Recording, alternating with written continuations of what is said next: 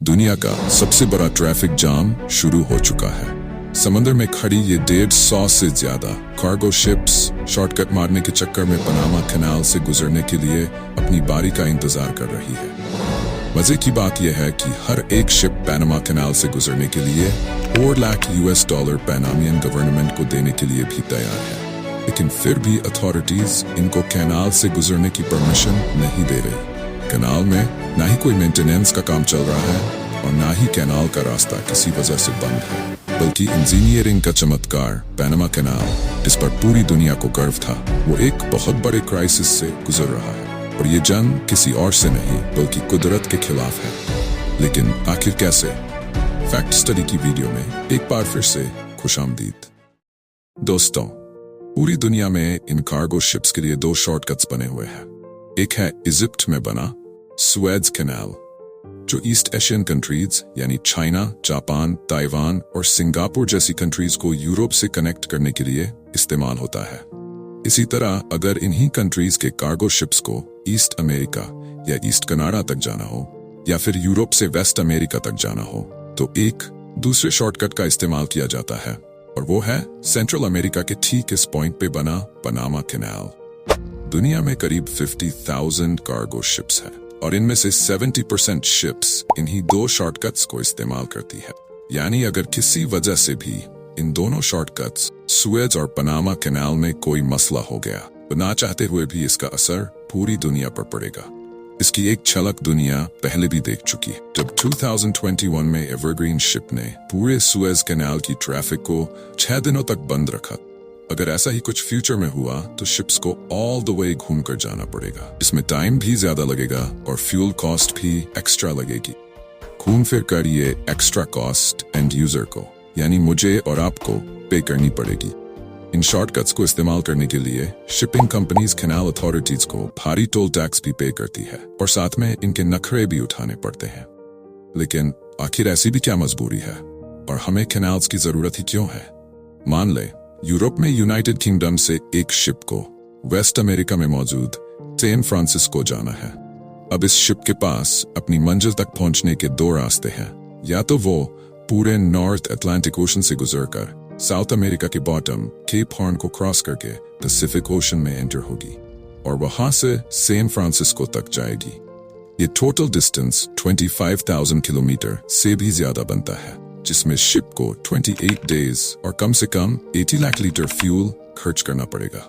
इस पूरे ट्रिप में शिपिंग कंपनी का सिर्फ टाइम ही जाया नहीं होगा, बल्कि फ्यूल कॉस्ट की मद में $32 मिलियन भी खर्च होंगे, जो कि लगभग 260 करोड़ रुपए बनते हैं। दूसरा रास्ता है यूनाइटेड किंगडम से सीधा कैरेबियन सी और यहाँ पर पनामा कैनाल का शॉर्टकट इस्तेमाल करके सीधा पैसिफिक ओशन और फिर सैन फ्रांसिस्को। पहले रूट में जहां 25,000 किलोमीटर का डिस्टेंस ट्रैवल करना पड़ रहा था, वहीं पनामा कैनाल को इस्तेमाल करके ये फासला काफी कम होकर सिर्फ 14,000 किलोमीटर ही रह गया है, यानी पहले रूट से 44% कम। पनामा कैनाल की वजह से शिपिंग कंपनी को फ्यूल कॉस्ट में लगभग आधी बचत होती है, जो कि $40 मिलियन बनती है। अब आपको लग रहा होगा कि शिप को पनामा कैनाल से गुजरने में ज्यादा बचत होती है, तभी वो यहाँ से गुजरना प्रेफर करते हैं। लेकिन ऐसा नहीं है। आजकल पनामा कैनाल से गुजरने वाली एक शिप का टोल टैक्स $4 लाख के करीब है, लेकिन कभी कभार ये रेट $8 से $10 लाख तक भी चला जाता है, और तब भी शिप्स खुशी खुशी ये रकम अदा करती। कैनाल्स को इस्तेमाल करने का सबसे बड़ा फायदा टाइम की बचत है। अगर शिप से एक रूट पर ही 15 या 20 दिन एक्स्ट्रा लगाएंगी, तो इसका मतलब ये हुआ कि साल में जो शिप 24 बार एक रूट पर चलती है, वो सिर्फ 12 बार चलेगी, और ऐसे उनके पास 50% कम बुकिंग्स होंगी। आसान शब्दों में कहा जाए तो टाइम इज मनी। और इसी टाइम को बचाने के लिए शिपिंग कंपनीज मुहमांगी रकम देकर पनामा कैनाल से गुजरती है, फिर चाहे उनको 5 या 10 दिन की लाइन में लगना पड़े या फिर कैनाल अथॉरिटीज के नखरे ही क्यों ना उठाने पड़े। अभी मसला ये हुआ है कि पनामा अथॉरिटीज चाहते हुए भी ज्यादा शिप्स को कैनाल से गुजरने नहीं दे सकती। ये मसला है क्या? इसको जानने से पहले हमें समझना होगा पनामा कैनाल काम कैसे करता है। ये इंजीनियरिंग का साकार जिसने भी डिजाइन किया था, वो वाकई काफी जीनियस था, लेकिन इतना जीनियस भी नहीं कि वो कुदरत को टक्कर दे सके। पनामा स्ट्रिप पर गौर किया जाए और यह 30 किलोमीटर चौड़ी सेंट्रल अमेरिका में मौजूद एक जमीनी पट्टी है जिसकी दोनों साइड्स पे ओशन मौजूद है। यहाँ स्वेज जैसा कैनाल नहीं खोदा जा सकता था क्योंकि यहाँ की जमीन सी लेवल से 30 मीटर की ऊंचाई पर है। लिहाजा पहले शिप्स को 30 मीटर ऊपर उठाकर लेक गटून के लेवल तक पहुंचाया जाता है। उसके बाद दूसरे कोस्ट पर वापस उसको नीचे समुद्र में उतारा जाता है। यहाँ बात हो रही है कार्गो शिप्स की। इनका वजन लाखों टन होता है। इतनी भारी शिप्स को 30 मीटर ऊपर उठाने के लिए कैनाल की ओपनिंग्स पर लॉक्स लगे हैं। ये लॉक्स शिप को ऊपर उठाने के लिए स्टेयर्स की तरह काम करते। पहले लॉक नंबर 1 का दरवाजा खुलता है और शिप उसमें चली जाती है। लॉक नंबर 1 का दरवाजा बंद करके लॉक नंबर 2 से पानी लॉक नंबर 1 में भरा जाता है। इस प्रोसेस में किसी मोटर या पंप की जरूरत नहीं पड़ती क्योंकि लॉक नंबर 2 में पानी का लेवल ज्यादा होता है तो ग्रेविटी की मदद से खुद व खुद लॉक नंबर 1 में भर जाता है। जैसे ही दोनों लॉक्स में वाटर लेवल बराबर होता है तो बीच का दरवाजा खोलकर शिप अब लॉक नंबर 2 में चली जाती है और लॉक नंबर 2 का दरवाजा पीछे से बंद कर दिया जाता है। इसी तरह अब लॉक नंबर 3 से पानी लॉक नंबर 2 में भरा जाता है। दोनों लॉक्स में वाटर लेवल बराबर होने के बाद बीच का दरवाजा खुलता है और फाइनली शिप लॉक नंबर 3 में पहुंच जाती। लॉक नंबर 3 का दरवाजा बंद करके अब गटून लेक का पानी लॉक नंबर 3 में भरा जाता है जिससे लॉक नंबर 3 में वाटर लेवल गटून लेक के बराबर हो जाता है। आखिरी दरवाजा खोलकर शिप अब गटून लेक में दाखिल हो जाती। 10 से 15 मिनटों के इस प्रोसेस में शिप 30 मीटर ऊपर उठ जाती है। गटून लेक में ट्रेवल करने के बाद पनामा के दूसरे कोस्ट तक पहुंचने में शिप को 11 घंटे लगते हैं और वहां पर भी सेम ब्लॉक्स लगे हैं जो शिप को वापस 30 मीटर नीचे उतारकर सी लेवल पर ले आते हैं। यहाँ नोट करने वाली बात यह है कि दोनों प्रोसेसेज में यानी शिप को ऊपर उठाने या नीचे उतरने में लेक गटून का पानी ही यूज होता है। लॉक नंबर 1 का पानी समुद्र में छोड़ा जाता है ताकि वो सी लेवल के बराबर आ सके और ये लेक का फ्रेश वाटर है जो असल में समुद्र में डालकर वेस्ट किया जाता है। लेक गटून का पानी पनामा कैनाल के लॉक्स को ऑपरेट करने के साथ साथ यहाँ की लोकल पॉपुलेशन के पीने के काम भी आता है। पनामा कैनाल को इस्तेमाल करने वाली सिर्फ एक शिप लेक गटून का इतना पानी जाया करती है जितना 5 लाख लोग रोजाना पीते हैं। अपने पीक पर पनामा कैनाल से रोजाना 38 शिप्स गुजरती है यानी एक ही दिन में 2 करोड़ लोगों के पीने का पानी समुद्र में बहा दिया जाता है। लेक गटून एक बहुत बड़ी लेक है, करीब एक एवरेज साइज की सिटी जितनी। बारिश का पानी आसपास के पहाड़ों से बहकर लेक गटून में जमा होता है जो शिप्स की वजह से वेस्ट होने वाले पानी की कमी को पूरा करता रहता है। 110 साल पहले जब पनामा कैनाल बनाया गया था तब ये किसी के मन में भी ये ख्याल नहीं था कि अगर लेक गटून में बारिश का पानी कम हो गया तब क्या होगा। और यही मसला आज पनामियन गवर्नमेंट के गले पड़ चुका है। जी हाँ, हर 7 सालों के बाद एक ऐसी लहर आती है जिसमें पनामा के एरिया में बारिशें बहुत कम हो जाती है। ये क्राइसिस हर बार और भी ज्यादा गंभीर होता जा रहा है और अब की बार यहाँ हालत इतनी खराब है कि पिछले साल 2023 में यहाँ बारिशें नहीं हुई और वेदर डिपार्टमेंट ने 2024 में भी बहुत कम बारिशों की प्रेडिक्शन की है।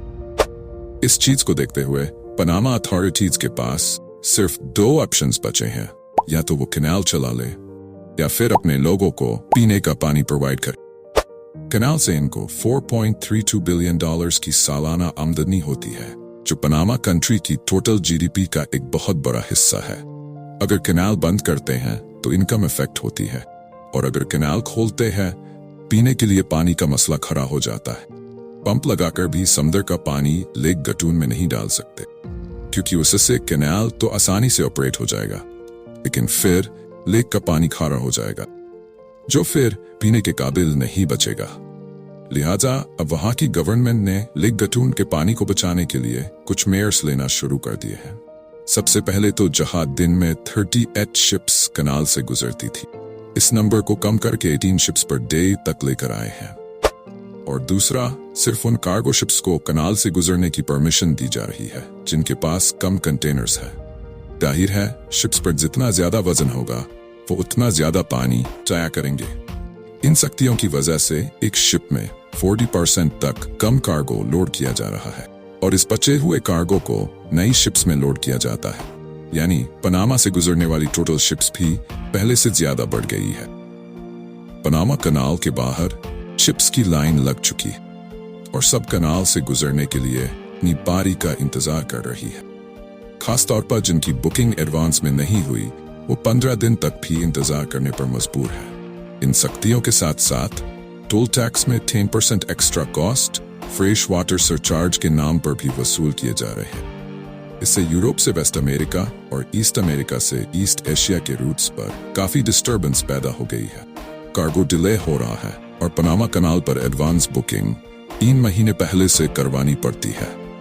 यानी जो गुड्स अभी फैक्ट्री में मैन्युफैक्चर हो रहे हैं उनकी डिलीवरी के लिए पनामा कनाल की बुकिंग मैन्युफैक्चरिंग से भी पहले करवानी पड़ रही है, वो भी महंगे दामों पर। अब इस मसले को सॉल्व करने के लिए बहुत सारे प्रपोजल्स दिए जा रहे हैं। इसमें बाय ओशियानिक कॉरिडोर बनाए जाएंगे। शिप्स पहले कोस्ट पर कंटेनर्स अनलोड करेंगे, फिर वो कंटेनर्स ट्रक या ट्रेन में लोड होकर दूसरे कोस्ट तक पहुंचाए जाएंगे और फिर वहां से दूसरी शिप्स में दोबारा लोडिंग होगी। ये ऑप्शन है तो काफी अच्छा, लेकिन साउथ अमेरिका के वेस्टर्न पार्ट्स में एंडीज माउंटेन रेंज दीवार बनकर खड़ी है। 9000 किलोमीटर पर फैली हुई ये दुनिया की सबसे लंबी माउंटेन रेंज है। इसके बीच में रेल ट्रैक्स या रोड नेटवर्क बिछाना पॉसिबल नहीं है। ऐसा ही एक कॉरिडोर नॉर्थ अमेरिका में मेक्सिको के इस पॉइंट पर बनाया जा रहा है, जो सिर्फ 190 किलोमीटर चौड़ा है और इसकी दोनों साइड पर समंदर मौजूद है। मेक्सिकन गवर्नमेंट इसके बीच में रेल नेटवर्क बिछाकर दोनों साइड पर मॉडर्न पोर्ट्स बना रही है, जिस पर टोटल $2.85 बिलियन का खर्चा आएगा। इस प्रोजेक्ट को 2030 में कंप्लीट करने की उम्मीद है, लेकिन उसके बाद ये पनामा कैनाल से ज्यादा सस्ता और ज्यादा फास्ट रूट साबित होगा। रेडी होने के बाद यहां से साल में 13 लाख कंटेनर्स गुजारे जा सकेंगे।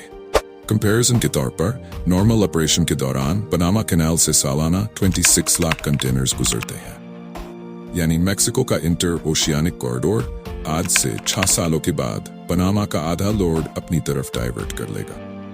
मेक्सिको का ये प्रोजेक्ट दूसरे ऑप्शंस के मुकाबले में काफी प्रोमिसिंग लगता है। ऐसा ही एक प्रोजेक्ट कोलंबिया में भी स्टार्ट किया जा रहा है, जो पनामा के बगल में ही मौजूद है।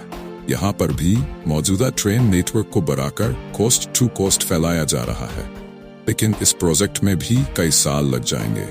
पनामा कैनाल का फ्यूचर पूरी दुनिया को अंधेरों में दिखाई दे रहा है। यहाँ बारिशें दोबारा से शुरू हो जाएंगी और कैनाल एक बार फिर से अपनी फुल कैपेसिटी पर काम करने लगेगा। पर आखिर कब तक? क्लाइमेट चेंज एक हकीकत है और उससे लड़ना किसी के बस की बात नहीं। आने वाले वक्त में यहाँ बारिशों की इतनी शॉर्टेज हो जाए कि कैनाल को हमेशा हमेशा के लिए बंद करना पड़ जाए। उम्मीद है फैक्ट स्टडी की ये वीडियो भी आप लोग भरपूर लाइक और शेयर करेंगे। आप लोगों के प्यार भरे कमेंट्स का बेहद शुक्रिया। मिलते हैं अगली शानदार वीडियो में, तब तक के लिए बाय बाय।